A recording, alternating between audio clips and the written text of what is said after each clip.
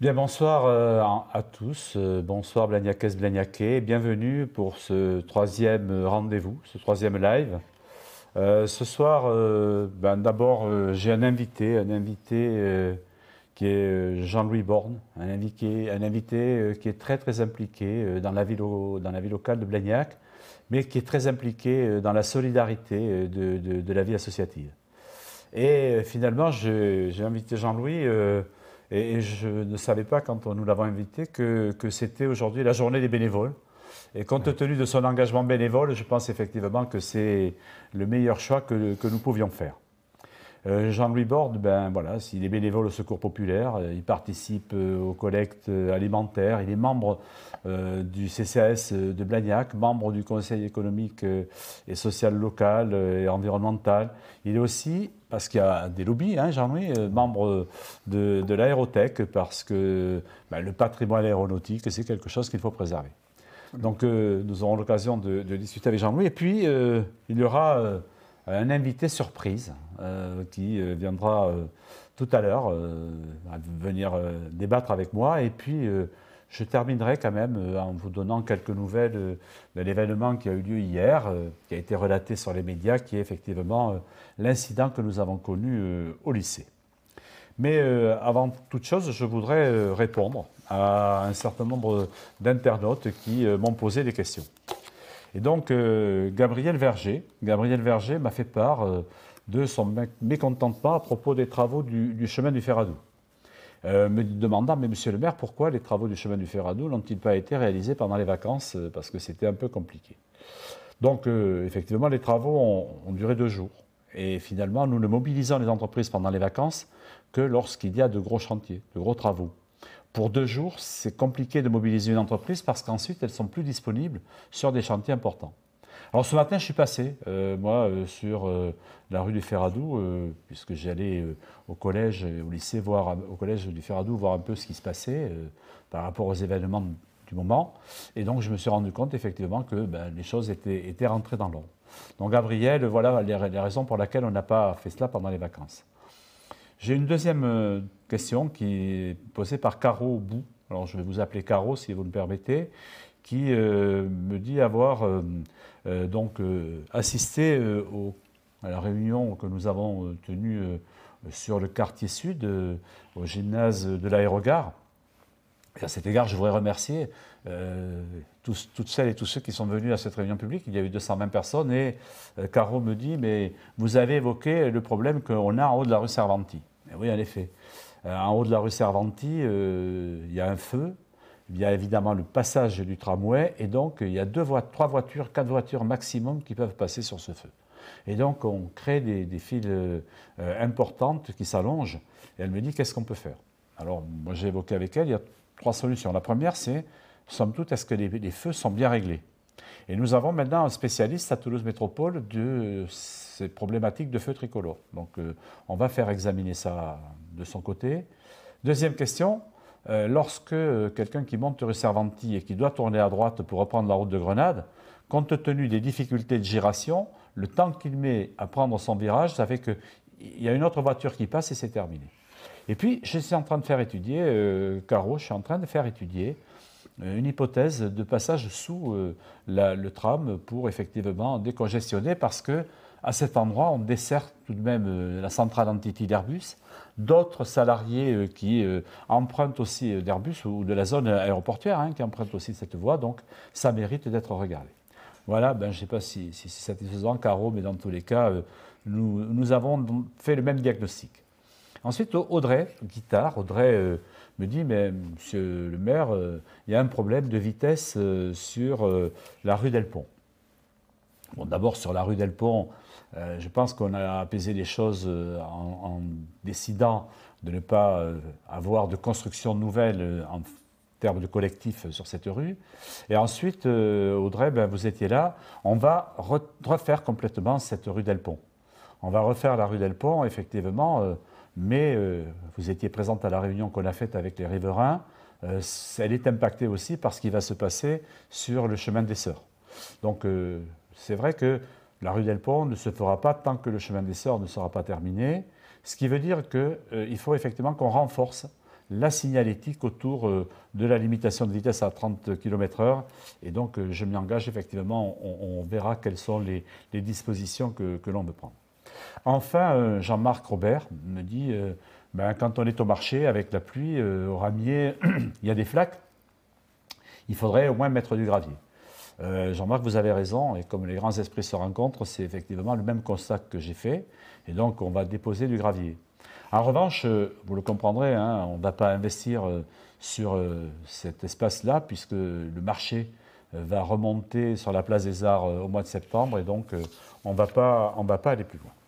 Voilà, donc je crois avoir apporté les réponses aux 4 questions que m'avaient posées les internautes, et donc j'ai couvert, je crois, à peu près les réponses. Alors maintenant, Jean-Louis, bienvenue. Merci, monsieur donc, le maire. moi, Jean-Louis, ce que j'aimerais, parce qu'on est aujourd'hui sur un problème d'engagement. L'engagement aujourd'hui, c'est quelque chose d'important. Expliquez un petit peu quel est votre engagement bénévole dans le domaine de l'accompagnement des autres, dans le domaine social à Blagnac, et puis ensuite on pourra... peut-être me direz-vous, mais voilà, monsieur le maire, moi j'attends aussi un certain nombre de choses et on verra comment on peut réagir par rapport à ça. Donc Jean-Louis, je vous laisse la parole. Oui, donc moi ça fait maintenant 5 ans que je suis au Secours Populaire, qui est installé à Blagnac, près des Baradelles. Donc on est bien centré sur les populations qui ont des problèmes. Nous sommes en gros une vingtaine de bénévoles, donc c'est difficile de trouver 20 personnes, et je pense que Secours Populaire, c'est une très bonne chose qu'on soit autant. Ensuite, dans l'organisation, on a des distributions de repas, enfin de colis, pardon, pas de repas, de colis que l'on peut donner aux personnes qui en ont besoin, aux bénéficiaires. Ensuite, nous faisons aussi des collectes de notre côté. Peut-être des personnes ont pu le voir dans les commerces blagnacais, principalement. Hein, on y va, on fait des collectes. On a aussi des fournitures qui nous sont faites par l'Europe, par le central du Secours Populaire. Donc ça, c'est aussi des travaux. Plus des inscriptions donc, de personnes. Il faut savoir qu'au Secours Populaire, il y a 357 familles inscrites et 150 à peu près familles qui viennent régulièrement, c'est-à-dire une fois par mois, hein, et on est ouvert 2 jours par semaine. Donc voilà. Ça nécessite beaucoup de travail, c'est certain, mais la solidarité, c'est un mot, je dirais, qui a un petit peu disparu, qui revient doucement, parce que vu les difficultés, je pense que les gens ont besoin de se rapprocher, il y a besoin de solidarité. Donc à partir de là, pour moi, ça fait partie de la logique de participer. Voilà. Tout à fait. C'est un fort engagement. Oui, complètement. Oui. Alors, c'est un fort engagement, et moi, que j'ai souhaité concrétiser à travers les assises de la solidarité. Tout à fait, oui, qui ont eu lieu donc, il y a 3 semaines maintenant sur Blagnac, hein, auxquelles nous avons participé bien évidemment. Tout à fait. Y compris le samedi sur le marché. Donc on a commencé à avoir des contacts avec les habitants de Blagnac. Pour certains qui découvraient tout ce qu'il peut y avoir sur Blagnac, c'était une bonne chose. Donc maintenant, ce qu'on voudrait, nous, c'est essayer d'avancer un peu plus justement dans cette communication, qui est pour nous un problème, puisqu'on se limite au Secours Populaire. Il n'y a pas que nous, hein. Il y a aussi les Restos du Cœur, il y a aussi le relais, il y a les réseaux solidaires. Donc il n'y a pas que nous, et le fait qu'on soit tous regroupés et qu'on puisse mettre en place un certain nombre de choses, ça nous aiderait bien, et c'est là qu'on peut peut-être compter sur la mairie. Voilà. Bon, alors, tout à fait. Alors pourquoi d'abord ces assises de la solidarité, précisément, vous venez de le dire, Jean-Louis, pour qu'on puisse mettre en relation tous ces bénévoles, toutes ces associations qui participent à cette démarche de solidarité. La ville, bien sûr, elle fait des choses. On a des services, on a des structures, mais on ne peut pas véritablement être efficace sans vous, sans tout ce réseau associatif. Et moi, ce que j'ai souhaité à travers les assises de la solidarité, c'est dire, voilà, aujourd'hui, regardons ensemble tout ce qui existe. Et en même temps, on a aujourd'hui une problématique particulière autour de l'isolement. C'est-à-dire qu'avec toutes les associations dont on dispose et les services de la ville, il y a malgré tout encore des Blagnacaises et des Blagnacais qui sont au bord du chemin. Tout à fait. Et dans la logique de l'isolement, on a donc demandé à un expert d'intervenir, de venir nous expliquer quels étaient ses problèmes pour pouvoir discuter avec lui. Et c'était important d'avoir ce débat. Donc ça, c'était le premier élément. Et le deuxième élément, c'était de dire, les chemins de la solidarité, c'est l'occasion de dire aux Blagnacaises et aux Blagnacais, regardez ce qui existe. Oui. Et au fond, si vous avez envie de vous engager, vous savez que vous pouvez vous engager. Aujourd'hui, on le voit, c'est compliqué de pouvoir recruter, entre guillemets, des bénévoles.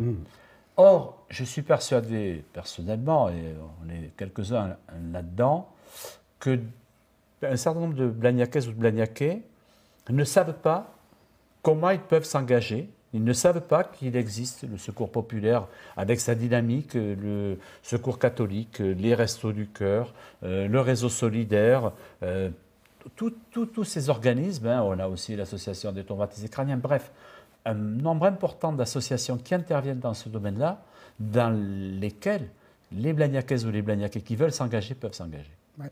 Et c'était ça un peu le sens. Vous permettre d'avoir cette possibilité de montrer les choses aux Blagnacais. Et donc, la suite de ces assises, c'est ce qui va se passer samedi, puisque sur la question de l'isolement, il va y avoir des ateliers. Alors, c'est le Conseil économique et social local dont vous êtes membre, bien sûr. C'est aussi le Conseil des seniors qui se sont regroupés pour dire, ben voilà, on va travailler sur cette question de l'isolement. Tout à fait. Et là, il va y avoir des ateliers au cours desquels, effectivement, il va y avoir la possibilité de faire des propositions pour savoir comment on peut lutter contre l'isolement. Mais je sais aussi que, au-delà de ce que vous avez dit, il y a des investissements. Bon, vous avez été membre d'un conseil de quartier. Oui. Voilà. Bon, moi, je pense à la collecte, je pense aux collectes que vous faites, aux collectes de jouets, etc. Comment ça se passe, en fait, ces choses-là? Les collectes, ça se fait organisé en interne sur Blagnac, sur l'antenne de Blagnac. Et puis, c'est encore une fois des bénévoles qui sont là de 8h du matin jusqu'à 19h le soir pour collecter, d'abord pour accueillir, interpeller les futurs clients qui vont nous donner des denrées. Et puis nous, après, de tout récupérer, de les stocker et de les distribuer. Surtout, c'est ça le plus important. Voilà. Et donc, moi, je m'adresse aux Blagnacaises et aux Blagnacais. Vous voyez, vous savez que vous avez le secours populaire qui est là pour pouvoir accueillir ça. Aussi des jouets, parce que la distribution de jouets se fait aussi. C'est le moment, c'est Noël. Il y a des gamins qui ne pourront pas avoir de jouets à Noël. Il y a peut-être dans vos familles des jouets qui sont peut-être que vos enfants, dont vos enfants ne sont plus intéressés. C'est peut-être le moment de dire on peut faire le bonheur d'autres gamins à travers les dons que l'on peut faire au secours populaire. Donc moi, je me fais un peu votre porte-parole, Jean-Louis, si vous m'y autorisez, pour dire, voilà, ces démarches, elles sont importantes parce que ça permet aussi d'apporter du bonheur aux enfants. Oui, tout à fait. On a aussi eu les conseils de quartier qui ont fait des collectes eux-mêmes et qui après nous ont fourni des jouets. Ça s'est passé l'année dernière avec le quartier sud. Et je crois que cette année, il y a encore 2 autres quartiers aussi qui sont tout à fait. Et samedi, nous, on va faire justement une distribution de jouets au Bardel aussi, pour les enfants. Voilà. Comme ça a lieu samedi, d'ici samedi, si vous allez vers le secours populaire, vous pouvez déposer vos jouets et ils seront distribués à ces gamins qui, effectivement, dont les parents ne peuvent pas offrir les jouets qu'ils voudraient. Donc ça, c'est aussi des choses qui me paraissent importantes. Alors c'est vrai, la solidarité, elle est aussi exprimée par la ville. On fait du portage de repas à domicile, on met en place les aides ménagères, notamment pour les personnes qui ont des difficultés et qui ne sont pas totalement autonomes. Bref, c'est un tout. Mais moi, il me semblait important de dire aux Blagnacaises et aux Blagnacais, voilà, la ville, elle fait des choses, mais c'est parce qu'il y a un réseau associatif extrêmement structuré qu'on peut en effet aujourd'hui imaginer construire véritablement des processus de solidarité. Donc voilà, moi je voudrais vraiment vous remercier par rapport à ça, encore une fois Jean-Louis, et vous dire combien on est heureux. Peut-être avez-vous une autre question ? Non, non, en fait, ma question, c'était justement le retour. Ce que je voulais vous poser, c'est ce que vous venez d'expliquer. Donc, pas d'autres questions particulières. C'était sur le retour des assises. Ok, Voilà. alors moi j'ai un appel quand même là par rapport à cela. Où, encore une fois, Blagnacaise ou Blagnaquais, on va traiter de la question d'isolement. Bon, on peut mettre en place des dispositifs de repérage des personnes qui sont des personnes isolées. Mais c'est aussi une démarche un peu de chacun lorsqu'il a connaissance qu'une personne est en train de perdre un peu pied dans la socialisation, de se retourner vers vos structures, vers nos structures, pour qu'on puisse intervenir. Parce que ces personnes-là qui sont isolées ne viendront pas chez nous directement. Si on ne les amène pas chez nous, ça ne se passera jamais.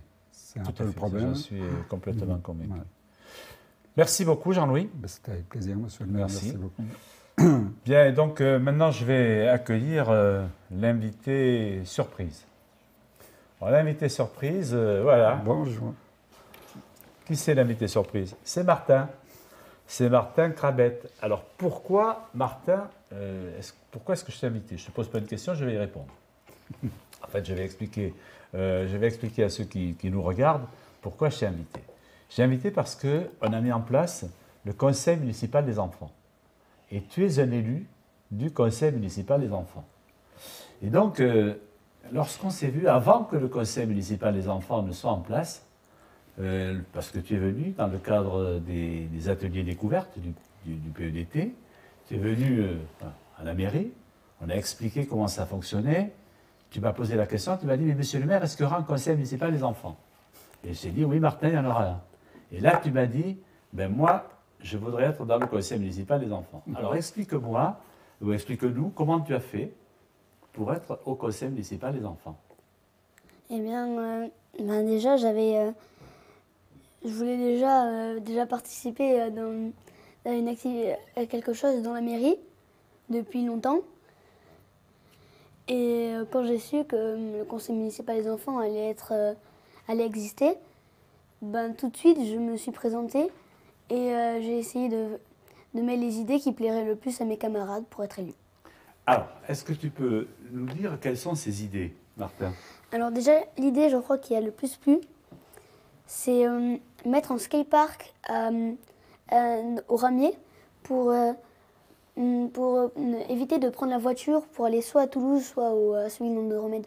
Donc c'est celle qui a le plus plu, je crois.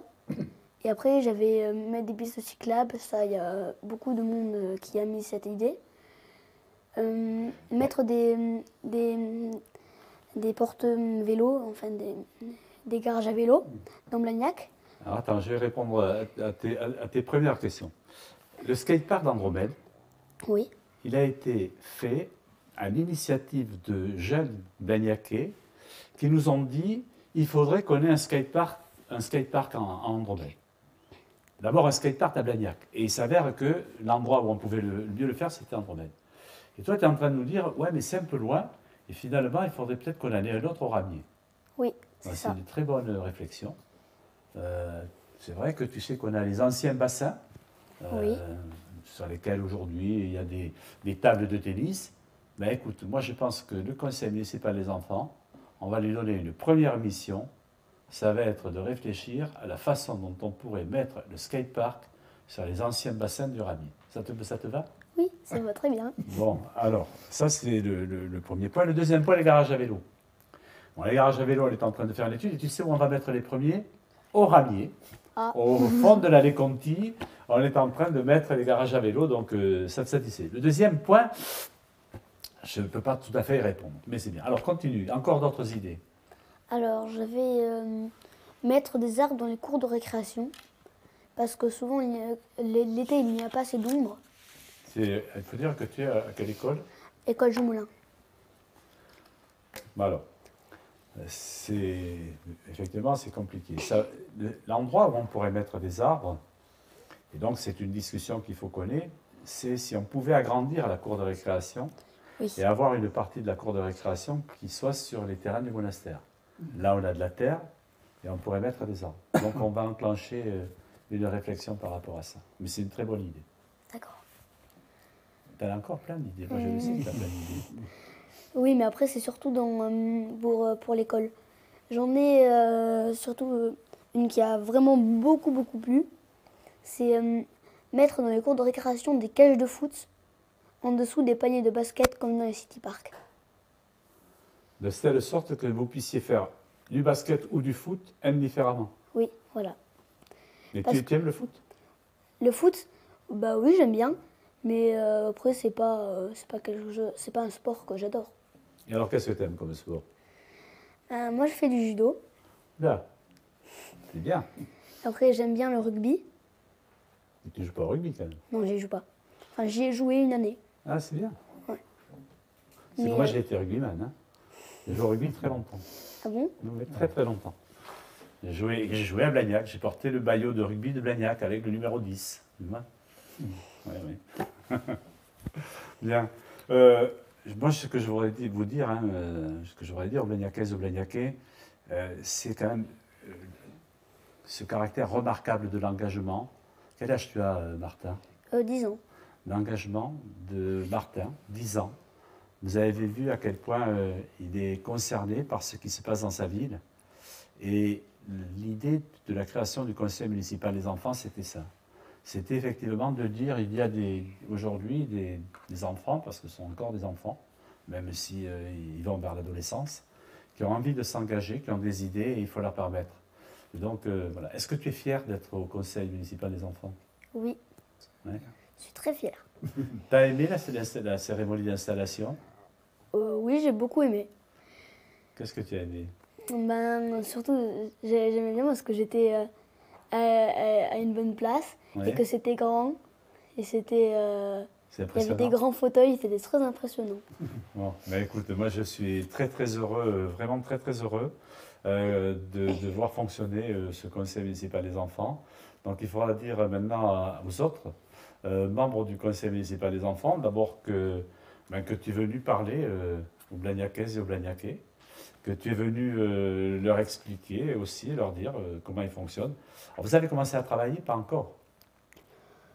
Non, là, on n'a pas encore commencé à travailler. On a plutôt fait le tri, on a trié les idées. Alors est-ce que le skatepark a été retenu? Non, pas encore, parce que y avait beaucoup d'idées, on n'est pas encore arrivé à cette idée. Ah, d'accord, à descendre à la totalité. Oui. Ouais. Alors c'est vrai que c'était passionnant d'entendre chacun des membres du conseil municipal des enfants faire part de ses idées. Le jacuzzi dans la piscine, c'était une très bonne idée. Il y a quand même un des enfants qui nous a dit il faudrait mettre un jacuzzi dans la piscine. Ça risque d'être un peu compliqué. En revanche, ce que je lui ai répondu, c'est qu'on allait faire un bassin nordique. C'est-à-dire qu'on allait pouvoir se baigner l'hiver dans le bassin d'été. Donc c'est un peu ça, mais pas complètement ce qu'il voulait. Quand même, lui, il voulait un jacuzzi. Voilà. Donc c'était, somme toute, des choses qui sont extrêmement intéressantes. Est-ce que toi, tu aurais une question à poser au maire? Si tu avais une question à me poser, tu me demanderais quoi?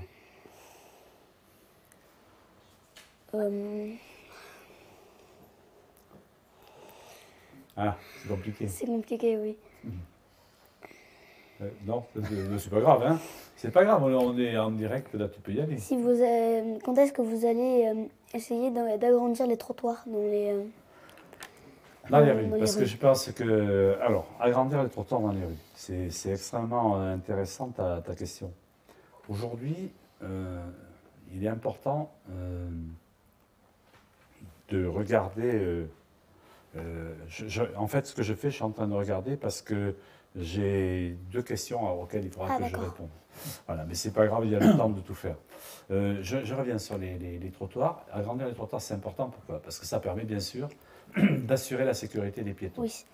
Deux, ça permet aussi, parce que ça prend de la place sur la voie, De faire ralentir les voitures. Voilà, de faire ralentir les voitures. Et donc, notre démarche, quand on est et quand on refait les rues, c'est de dire il y a trois choses. Première chose, c'est la sécurité. Donc, il faut qu'on ait des trottoirs à minima de 2,40 m pour que les gens soient en sécurité. Deuxièmement, il faut ralentir les voitures. Troisièmement, parce qu'il faut aussi accepter que les gens vivent, faire en sorte qu'il y ait quelques places de stationnement. Ah oui. Voilà.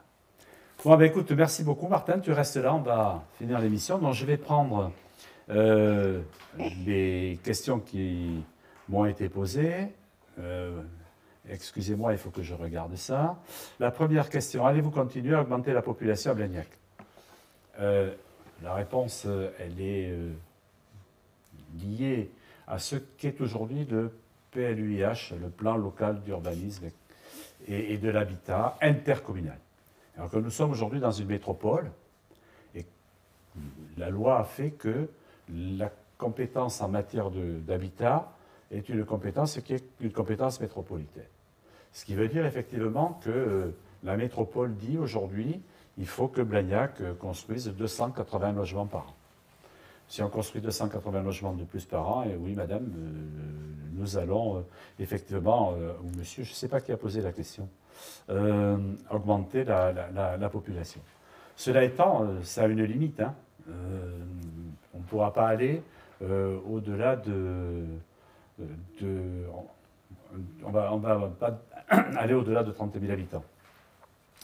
Deuxième question qui m'est posée,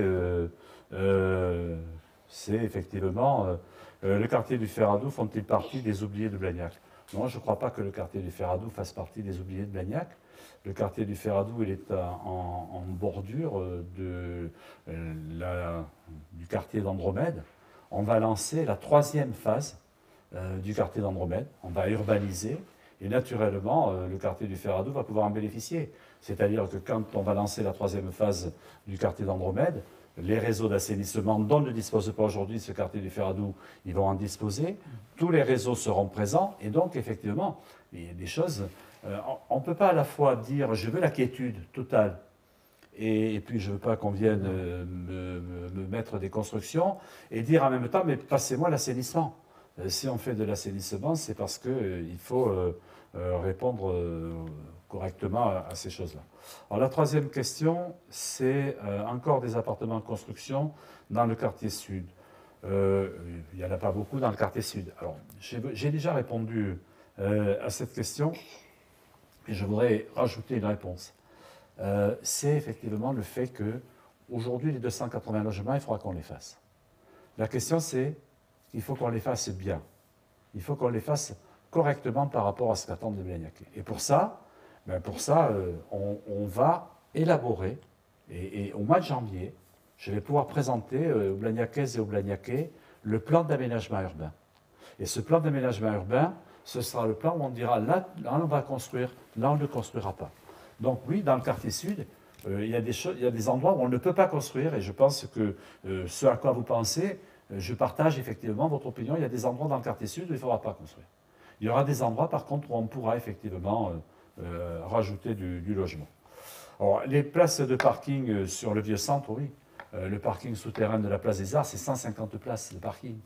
Ces 150 places de parking, certes, elles vont être partagées un peu avec le personnel communal, mais ça veut dire que l'après-midi, enfin que le soir, on aura 150 places de parking qui seront disponibles, que le week-end, on aura cela, et qu'en journée, le personnel communal va peut-être occuper 40 à 50 places et qu'il y aura 100 places.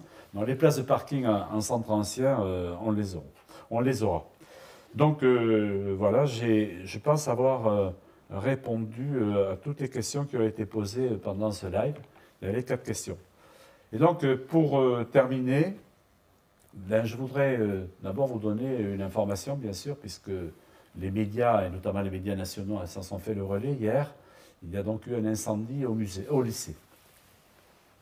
En fait, c'est vrai, donc les lycéens ont balancé, il n'y a pas d'autre mot, des poubelles enflammées sur la porte d'entrée du lycée. Alors je me suis rendu directement tout de suite au lycée. J'ai passé 1 heure avec le proviseur du lycée pour rencontrer les élèves, pour rencontrer le personnel enseignant, donc avec Pierre Donadieu, qui est le proviseur, pour rassurer et assurer aussi de notre solidarité ces responsables-là. Et finalement, ce que j'ai pu constater, c'est effectivement l'engagement, la solidarité aussi. Je voudrais ce soir à la fois vraiment féliciter les pompiers qui ont été d'une très très grande disponibilité, une très grande réactivité, les policiers municipaux qui ont assuré effectivement la sécurité du secteur, les policiers nationaux qui étaient là aussi, et puis toute l'équipe du lycée. Mais je voudrais aussi véritablement dénoncer aujourd'hui ces comportements insupportables. Un lieu d'enseignement, c'est le lieu qui permet effectivement de prendre l'ascenseur social. C'est sacré. Alors peut-être parce que j'ai été enseignant, j'ai une sensibilité particulière à cela, mais je considère qu'un lieu d'enseignement est un lieu qui est le lieu où on peut être dans un processus de recherche de l'égalité, dans un processus dans lequel on est là pour apprendre, on est là pour grandir, et saccager un lieu d'enseignement, pour moi, ce n'est pas acceptable, c'est inadmissible. Donc je condamne avec la plus grande fermeté cela. Je souhaite que ceux qui ont procédé à la mise à feu de ce lycée soient identifiés, soient arrêtés, et j'espère que pour une fois, les sanctions seront exemplaires. Je suis un peu énervé quand je dis ça, parce que j'aurai l'occasion de m'en expliquer devant les Blagnacaises et les Blagnacais. Je supporte très mal lorsqu'on arrête des adolescents qui ont commis des délits successifs, qui en sont à leur 5e ou à leur 6e délit, que quand ils passent devant le tribunal des enfants, ils repartent avec le sourire et qu'ils viennent nous narguer en nous disant « c'est pas grave, de toute manière, on ne me fera rien ». Voilà. Et là, je souhaite qu'effectivement des décisions exemplaires. Juste pour terminer, je voudrais vous dire donc le 12 décembre, j'organiserai une réunion publique à l'auditorium pour répondre aux questions des Blagnacaises et des Blagnacais, pour expliquer aussi pourquoi et comment les choses vont se passer sur la place des Arts, comment on va réorganiser la sécurité et d'autres sujets. Et donc, je suis à votre disposition. Je crois qu'on a un peu débordé par rapport au temps qui nous était imparti. Mais voilà, merci dans tous les cas à celles et ceux qui nous ont suivis. Martin, merci beaucoup d'avoir accepté de venir avec moi ce soir. Jean-Louis, merci aussi d'être venu avec moi ce soir. Et puis, bonne soirée à tous. Et comme on ne se reverra pas avant l'année prochaine, permettez-moi d'abord de vous souhaiter de très très bonnes fêtes de Noël. Et puis, avec un peu d'avance, une très bonne année 2019. Merci. Au revoir. Beaucoup.